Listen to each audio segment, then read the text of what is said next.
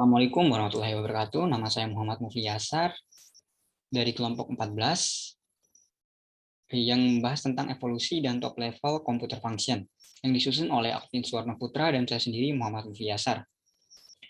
Karena berhubung ada dua materi, pada video ini saya hanya menjelaskan tentang evolusi komputer. Evolusi komputer. Perkembangan komputer meliputi peningkatan kecepatan prosesor, penyusutan ukuran komponen, peningkatan ukuran memori, dan peningkatan kapasitas serta kecepatan input maupun output. Sejarah perkembangan komputer dibagi menjadi 4 generasi, yaitu generasi pertama, kedua, ketiga, dan keempat. Oke, sebelum masuk kepada komputer generasi pertama, kita harus tahu dulu apa itu komputer. Komputer adalah suatu alat elektronik yang mampu melakukan beberapa tugas seperti menerima input, kemudian memproses input, menyimpan perintah-perintah dan hasil pengolahan serta menyediakan output dalam bentuk informasi. Komputer berasal dari kata bahasa Inggris to compute, yang berarti menghitung, sehingga komputer bermakna sebagai alat hitung. Kemudian kata komputer tersebut diterjemahkan ke dalam bahasa Indonesia menjadi komputer. Dalam kamus elektronika, komputer diartikan sebagai dua hal. Yang pertama sebagai suatu peranti yang digunakan untuk melakukan perhitungan-perhitungan. Kemudian yang kedua sebagai sistem pengolah data dengan acara-acara program yang tersimpan. Peranti mesin ini dapat menerima informasi, mengenakan pengolahan mantik atau logika kepada informasi itu, dan kemudian mengeluarkan hasil olahan yang bersangkutan, yang kesemuanya dilaksanakan berdasarkan instruksi. Oke, setelah mengenal apa itu komputer, mari kita mengenal komputer generasi pertama. Komputer generasi pertama menggunakan vacuum tube, tabung vakum untuk menyimpan baris perintah. Vacuum tube yang diperlukan amatlah banyak agar komputer dapat digunakan secara tepat, dan ukuran komputer generasi pertama ini sangatlah besar. Yang termasuk dalam komputer generasi pertama yaitu ada dua, ENIAC dan IAS. ENIAC, Electronical Numerical Integrator and Computer. Pembangunan ENIAC dimulai pada tahun 1943 dengan persetujuan Army Ballistic Research Laboratory atau BRL pada tahun 1946. ENIAC selesai dibuat dengan spesifikasi sebagai berikut. Memanfaatkan bilangan desimal bukan bilangan biner, memiliki berat 30 ton dengan volume 1.500 kaki dengan berisi 18.000 vacuum tube. Dan daya listrik yang diperlukan yaitu 140 kWh dengan kecepatan operasi 5.000 per detik. Dan memiliki 20 akumulator yang mampu menampung 10 digit bilangan desimal. Dan menggunakan saklar manual ENIAC yang digunakan oleh BRL. Kemudian komputer generasi pertama yang kedua yaitu IAS, Computer of Institute for Advanced Studies. Pada tahun 1952, IAS komputer meskipun belum lengkap, namun sudah memenuhi kegunaannya sebagai komputer yang berbasis konsep stored program. Secara umum, struktur dari komputer IAS adalah sebagai berikut. Memiliki memori utama untuk menyimpan data dan instruksi, kemudian arithmetic logic unit ALU untuk mengolah data biner, kemudian control unit untuk melakukan interpretasi instruksi-instruksi di dalam memori sehingga adanya eksekusi instruksi tersebut.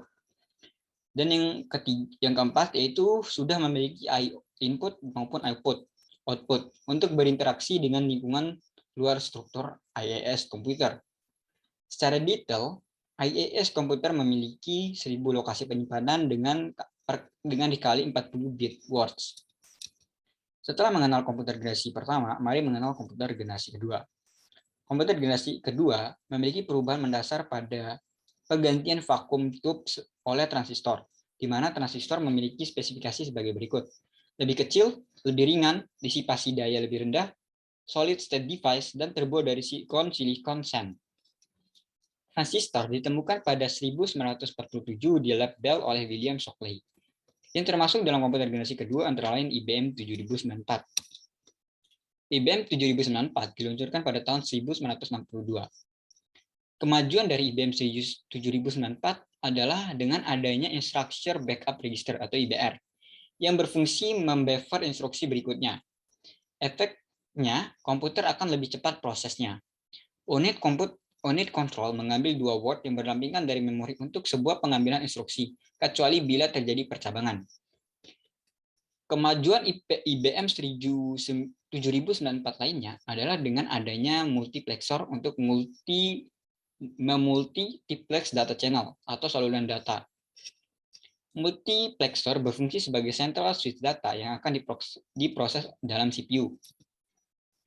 Setelah mengenal komputer generasi kedua, mari mengenal komputer generasi ketiga.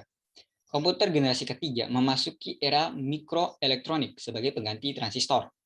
Mikroelektronik merupakan dasar penemuan dari integrated circuit atau lintasan yang terintegrasi. Mikroelektronik merupakan benar-benar small elektronik yang dapat dibuat dengan semikonduktor. Contohnya yaitu silikon wafer atau wafer silikon. Mikroelektronik lebih dikenal dengan nama chip. Yang termasuk komputer generasi ketiga ini yaitu IBM 360 dan DEC PDP-8. IBM 360 diluncurkan pada tahun 1964 dan memiliki spesifikasi sebagai berikut. Memiliki set instruksi yang mirip. Dalam kelompok komputer ini, berbagai model yang dikeluarkan menggunakan set instruksi yang sama, sehingga mendukung kompatibilitas sistem maupun perangkat kerasnya. Sistem operasi yang mirip atau identik. Ini merupakan fitur yang menguntungkan konsumen, sehingga apabila kebutuhan menuntut untuk pergantian komputer, tidak kesulitan dalam sistem operasinya karena memiliki operasi sistem yang sama. Kemudian adanya peningkatan dalam hal kecepatan.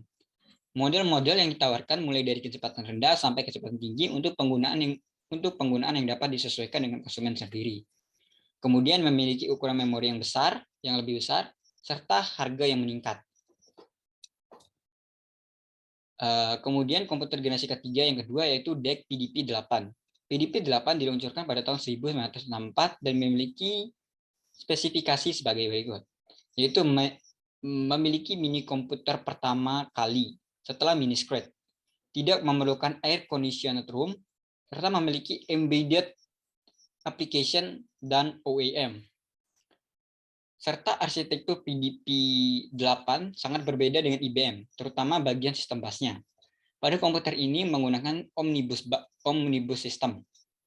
Dan sistem DEC PDP-8 terdiri atas 96 buah lintasan sinyal yang terpisah, yang digunakan untuk membawa sinyal-sinyal kontrol, alamat, maupun data.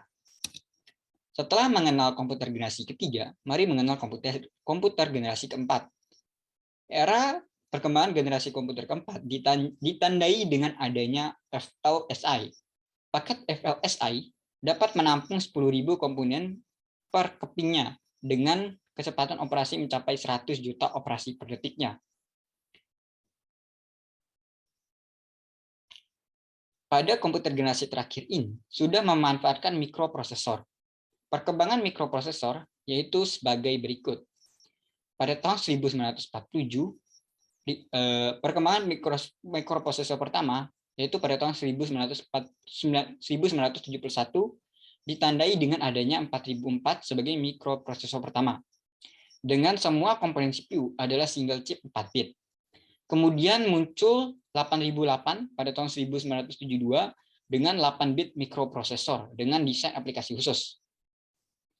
Kemudian diikuti dengan munculnya 8086 pada tahun 1974.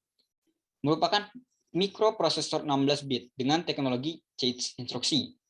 Jumlah instruksi mencapai 1111 dengan kemampuan pengelamatan ke memori yaitu sebesar 64 KB. Kemudian generasi keempat yaitu Pentium.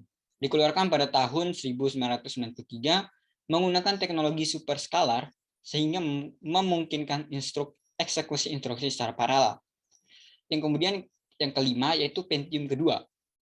Keluar sekitar tahun 1997 dengan teknologi MMX sehingga mampu menangani kebutuhan multimedia. Dan pada Pentium 2 inilah telah menggunakan teknologi RISC. Kemudian setelah keluarnya Pentium 2, keluar juga Pentium 3 dengan kemampuan instruksi floating point untuk menangani grafis 3D. Kemudian munculnya Pentium 4 dengan kemampuan floating point dan multimedia yang semakin canggih dari Pentium 3. Itulah materi tentang evolusi komputer dari generasi ke generasi, yaitu dari generasi pertama sampai dengan generasi keempat. Terima kasih telah menonton.